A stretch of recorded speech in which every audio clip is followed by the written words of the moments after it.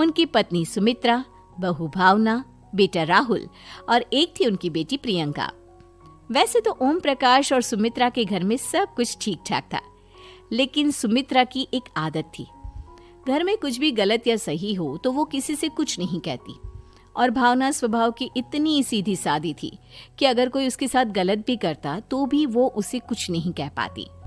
इसी के चलते प्रियंका और राहुल घर में मनमानी चलाते रहते, क्योंकि घर को संभालने वाली औरतें इस तरह से रहती थी जैसे वो गूंगी और अंधी हो। माँ, मैं अपनी सहेलियों के साथ पिकनिक पर जा रही हूँ। ठीक है बेटा, चली जाओ।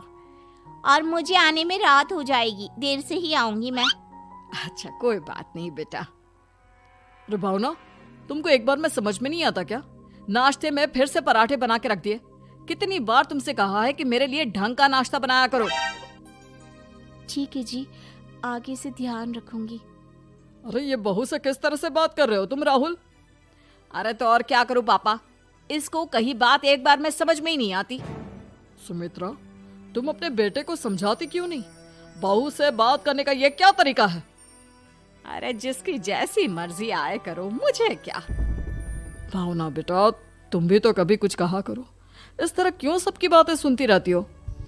कोई बात नहीं पापा जी, सब ठीक है। रात को काफी देर तक प्रियंका घर नहीं आती, और जब वापस लौट कर आती है तो एक लड़की के साथ बाइक पर बैठकर।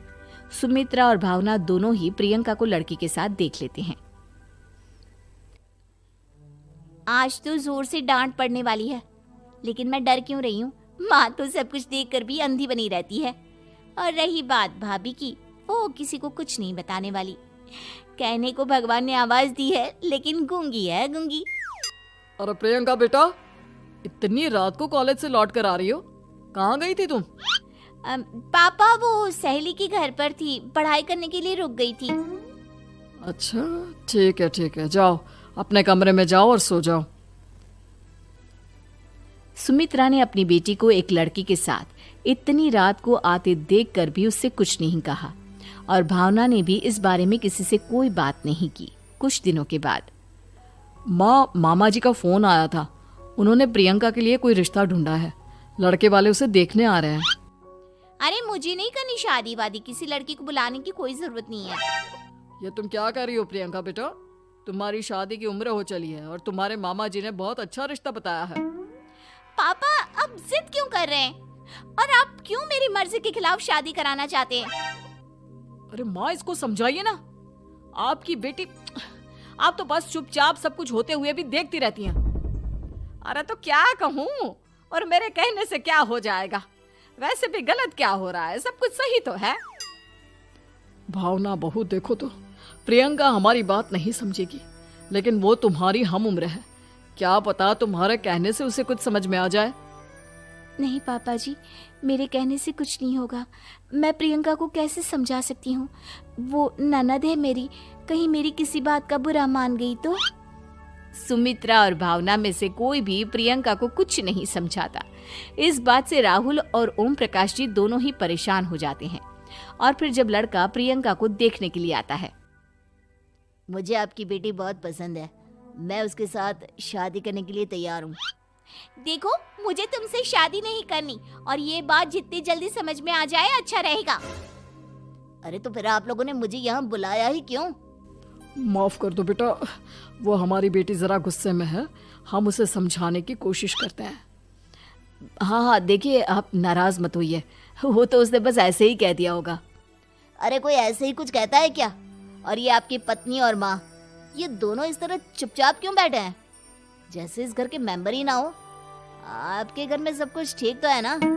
अरे सब कुछ ठीक है बेटा। सुमित्रा, समझाओ ना अपनी बेटी को। अरे क्या समझाऊं, क्या होगा समझाने से? सब ठीक ही तो हो रहा है, गलत क्या हो रहा है? भावना, प्रियंका को अंदर लेकर जाओ और उससे समझाओ कि कितना अच्छा रिश्ता है। इतना अच्छा लड़का है, इस तरह से बिहेव ना करे। नहीं जी, मैं किसी से कुछ नहीं कह सकती जी। अरे अजीब परिवार है, मुझे तो यहाँ से निकलना पड़ेगा। इस तरह से तो आपकी बेटी की शादी किसी से नहीं हो सकती। जिसके घर की औरतें गूंगी और अंधी बनकर बैठ जाए, उस घर का कुछ नहीं हो सकता। ओम प्रकाश और राहुल सुमित्रा और भावना की हरकतों की वजह से बहुत परेशान हो जाते हैं। एक दिन वो दोनों आपस में बात करते हैं। पापा, समझ में नहीं आता कि भावना और माँ को कैसे समझाया जाए। सही कहते हो बेटा, तुम और मैं काम के सिलसिले में सारा दिन घर के बाहर रहते हैं और घर की दोनों औरतें जिन्हें सारा घर संभालना चाहिए गूंगी और अंधी बनकर बैठी हैं। पापा, आप ही बताइए इसका क्या उपाय है। मेरी तो कुछ समझ में नहीं आता बेटा, लेकिन हमें कुछ तो करना पड़ेगा, क्योंकि इन सब की वजह से प्रियंका बहुत ज्यादा बिगड़ती जा रही है। तुमने देखा उसे किस तरह से बिहेव किया था। अरे लेकिन पापा, हम करेंगे क्या? हमें एक नाटक करना होगा। कुछ दिनों के लिए हम भी गूंगे और बहरे बन जाते हैं, उसके बाद इन दोनों औरतों को अकल आएगी। हाँ पापा, शायद आपकी बात ठीक है। हम दोनों हर बार बात को संभाल लेते हैं और इसी वजह से माँ और भावना कुछ भी करने की कोशिश ही नहीं करते। और फिर अगले दिन, भावना, नाश्ते में क्या बनाया है? जी पराठे बनाए हैं। मेरे लिए पोहा बना दो। अच्छा जी, ठीक है, अभी बना देती हूँ जी। बहू, नाश्ते में क्या बनाया है? पापा जी, पराठे हैं और पोहे बन रहे हैं। अरे बहू, मुझे तो उपमा खाने का मन था, मेरे लिए उपमा बना दो। ठीक है पापा जी, अभी बना देती हूँ। भाभी, जल्दी से जरा मेरा कॉलेज का टिफिन तो पैक कर देना। और सुनो, मुझे ना भिंडी की सब्जी खाने का मन है। सुमित्रा चुपचाप बैठी बैठी सब कुछ देख रही थी। उसने किसी से कुछ भी नहीं कहा और ये देखकर भावना को मन ही मन गुस्सा आ रहा था, लेकिन वो किसी से कुछ नहीं कह रही थी।